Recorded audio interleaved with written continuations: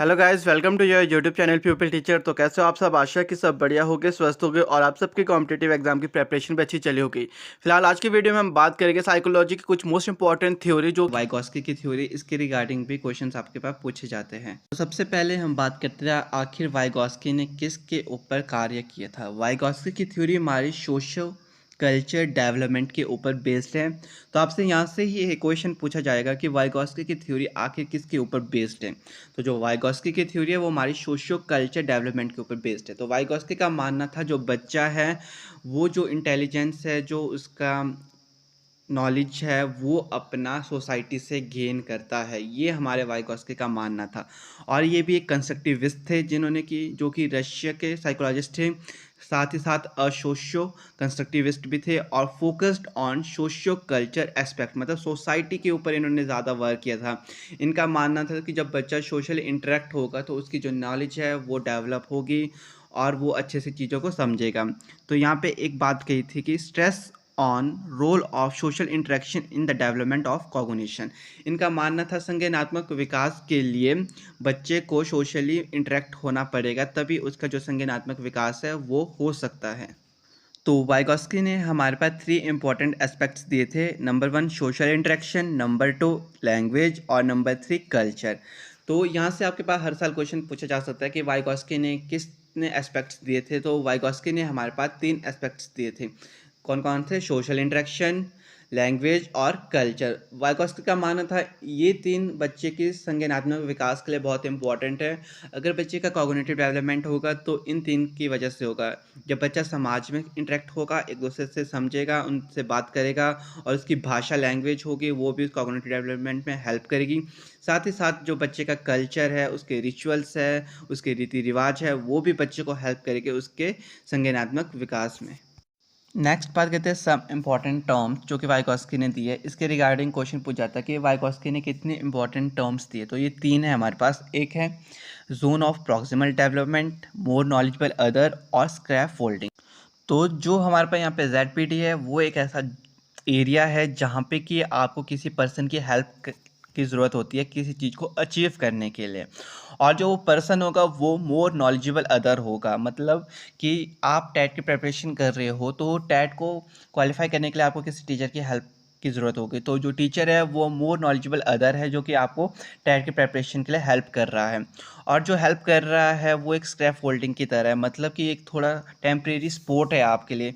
क्योंकि देखो अभी आप टेट की प्रिपरेशन कर रहे हो तो कुछ दिन तक, मतलब 35 डेज तक आपको वीडियोस मिलेगी और नोट्स मिलेंगे, और उसके बाद आपको खुद से प्रिपरेशन करनी होगी। जो 35 डेज तक आपको हेल्प मिल रही है वो एक स्क्रैप फोल्डिंग है। उसके बाद जो आप कार्य करोगे वो आप अपने दम पे करोगे टेट की प्रिपरेशन के लिए।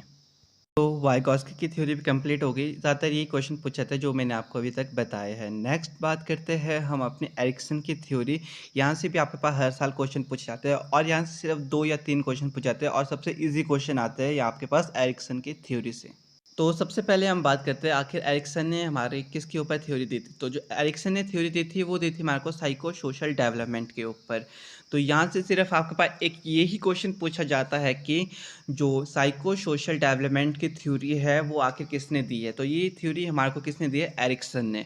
और दूसरा क्वेश्चन ये पूछा जाता है कि एरिक्सन ने हमारे को कौन सी थ्योरी दी है। तो एरिक्सन ने हमारे को साइको सोशल डेवलपमेंट की थ्योरी दी है। 2 क्वेश्चन हो गए हमारे पास। और नेक्स्ट जो क्वेश्चन पूछा जाता है वो यहाँ पे हमारे पास स्टेजेस से रिगार्डिंग क्वेश्चन पूछा जाता है। तो ज़्यादा डिटेल और बकवास नहीं करेगी क्योंकि हमारे पास क्वेश्चन ये पूछा जाता है कि थ्योरी किसके ऊपर बेस्ड है और स्टेजेस क्या है। तो जो स्टेजेस है एरिक्सन ने कितनी स्टेजेस दिया यही क्वेश्चन पूछा जाता है। तो एरिक्सन ने हमारे पास 8 स्टेजेस दिए है। बस इतने 3 क्वेश्चन है जो आपसे पास पूछे जाते हैं यहाँ से। नेक्स्ट और लास्ट जो थ्योरी हमारे से पूछी जाती है वो है हमारे पास कोलबर्ग मॉरल डेवलपमेंट थ्योरी। तो यहाँ से भी सबसे पहला क्वेश्चन यही बनेगा कि आखिर कोलबर्ग ने किसके ऊपर कार्य किया था। तो कोलबर्ग ने हमारी मोरल डेवलपमेंट के ऊपर कार्य किया था। तो आपसे क्वेश्चन पूछा जाएगा कि मोरल डेवलपमेंट की थ्योरी किसने दी थी। तो वो हमारी कोलबर्ग ने दी थी। और जो कोलबर्ग थे वो हमारे अमेरिकन साइकोलॉजिस्ट थे। ये भी क्वेश्चन कई बार पूछ दिया जाता है। तो बेसिकली मोरालिटी होता है right and wrong, both are based upon the principle of morality, जहाँ पे आप ये सीखते हैं कि आखिर क्या चीज़ सही है और क्या चीज़ गलत है। ये आपकी मोरालिटी के ऊपर बेस्ड होती है। यहाँ से यही क्वेश्चन पूछा जाएगा, एक तो आपसे किस मोरल डेवलपमेंट की थ्योरी किसने दी है, और मोरालिटी क्या आती है, मोरालिटी किसके ऊपर बेस्ड है, तो मोरालिटी राइट और रॉन्ग के प्रिंसिपल के ऊपर बेस्ड होती है। नेक्स्ट बात करें तो यहाँ पे हमारे पास 3 लेवल्स दिए हुए हैं और 6 स्टेजेस हैं। ईच लेवल में 2-2 स्टेजेस हमारे पास दी हुई है। तो जो 3 लेवल्स है वो है हमारे पास pre conventional level, conventional level और पोस्ट कन्वेंशनल लेवल। जो प्री कन्वेंशनल लेवल है ये हमारा 10 साल से पहले का पीरियड है, मतलब प्राइमरी चिल्ड्रंस, ये वाला स्टेजेस होती है हमारी। नेक्स्ट बात करें तो टीनेज एडल्सन जो एज है हमारी, ये 18 साल से पहले वाली स्टेज है। और जो पोस्ट कन्वेंशनल लेवल है ये हमारा पोस्ट एडल्सन एज, मतलब 18 साल के बाद का लेवल है। तो ये हमारे पास 3 लेवल्स है। तो क्वेश्चन भी आपके पास हर साल यही पूछा जाता है कि आखिर जो कोलबर्ग है उसने कितने लेवल्स दिए, तो हमारे पास 3 लेवल्स दिए हुए हैं। और अगर पूछा कि स्टेजेस कितनी है तो वो हमारे पास 6 स्टेजेस दी हुई है। नेक्स्ट अब हम बात करते हैं कि आखिर इन लेवल के अंदर कौन कौन सी स्टेजेस है।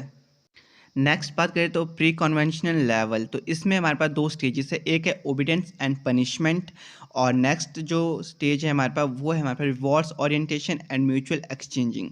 तो जो आपसे कई बार क्वेश्चन पूछा जाए कि जो बच्चे में पनिशमेंट का डर रहता है या वो किसी कार्य को करता है तो वो कौन से स्टेज है, वो हमारे पास फर्स्ट स्टेज है। और जो दूसरी स्टेज है वहाँ पे क्या है, म्यूचुअल एक्सचेंजिंग, रिवॉर्ड्स के बारे में, टिट फॉर टैट, सेल्फ के बारे में सोचता है, सेल्फ इंटरेस्ट के बारे में, ईगोसेंट्रिक बोल सकते हो आप बच्चे को यहाँ पे। अगर तूने मेरे साथ गलत किया तो मैं भी तेरे साथ गलत करूँगा, ये वाली भावना बच्चे में आती है। नेक्स्ट जो सेकंड लेवल हमारे पास दिया हुआ है यहाँ पे वो है हमारे पास कन्वेंशनल लेवल। इसके अंदर भी 2 स्टेजेस है। पहली स्टेज है हमारे पास good boy and nice girl orientation और नेक्स्ट जो स्टेज है वो है हमारे पास legal orientation and laws and order. तो यहाँ पे जो बच्चे में होता है वो गुड बॉय और गुड गर्ल ओरिएंटेशन। जो बच्चा है इस स्टेज में ये सुनना चाहता है कि तुम अच्छे लड़के हो, तुम अच्छी लड़की हो, ये वाली स्टेज में ये होता है। और लॉस वगैरह के बारे में समझता है, उनके लॉ और ऑर्डर क्या है उनके बारे में समझता है, उनसे डरता है, उससे सब कुछ समझ आ जाता है इस स्टेज में। अगर आपसे पूछा जाए कि ऐसी कौन सी स्टेज है जहाँ पे कि बच्चे को चाहता है कि उसके बारे में उसकी प्रशंसा करे, उसे रीइंफोर्समेंट मिले, तो ये हमारे पास कन्वेंशन लेवल के अंडर आता है। और अगर इस ये चीज़ पूछा जाए कि बच्चा लॉज वगैरह के बारे में समझता है, उनके बारे में जानकारी रखे, तो ये कौन से लेवल में, ये भी हमारा कन्वेंशनल लेवल में। क्योंकि आपके पास कई बार पूछा ही जाता है कि जो बच्चा है उसको लॉज वगैरह के बारे में पता है तो वो कौन से लेवल में आएगा, तो वो हमारा कन्वेंशनल लेवल के अंडर आता है। तो लास्ट जो हमारे पास लेवल था वो है पोस्ट कन्वेंशनल लेवल। ये एक ऐसा लेवल है जब बच्चा 18 साल से ऊपर का हो जाता है और सब चीज़ों को अच्छे से समझता है। तो यहाँ पे क्या है, सोशल कॉन्ट्रैक्ट ओरिएंटेशन होता है और यूनिवर्सल एथिक प्रिंसिपल। इस स्टेज में क्या है, बच्चा सोशली समाज में जुड़ने लग जाता है और वो चाहता है कि उसे भी रिस्पेक्ट मिले और लोगों को भी रिस्पेक्ट देने लग जाता है। वो ये चाहता है कि उसको अचीवमेंट्स मिले, उसके जो गोल है वो अचीव करे और सोसाइटी में उसका नाम हो। इस तरीके की जो भावना है वो बच्चे के अंदर आती है। और यूनिवर्सल एथिकल प्रिंसिपल्स की बात करें तो वो ये समझ आता है कि जो यूनिवर्सल प्रिंसिपल है वो सबके लिए बेस्ड है, वो सबके लिए एक ही है। क्योंकि जो प्रिंसिपल यूनिवर्सल की बात करें वो एक चीज़ ही है। क्योंकि जब यहाँ पे दिन रात होगा तो पूरे यूनिवर्सल में दिन रात होगा। ऐसे नहीं होगा कि हर जगह कहीं ना कहीं रात ही रात रहेगी पूरे टाइम और कहीं दिन ही दिन रहेगा ऑल द टाइम, ऐसा नहीं होता। तो उसका यूनिवर्सल जो प्रिंसिपल है उन सब के बारे में भी जान जाता है। तो अगर आपसे ये पूछे कि जब बच्चा समाज में जुड़ जाता है, समाज में उनके कार्य में जुड़ने लग जाता है और यूनिवर्सल प्रिंसिपल्स के बारे में जानने जाता है, तो वो कौन सा लेवल, तो वो हमारा लास्ट लेवल है पोस्ट कन्वेंशनल लेवल।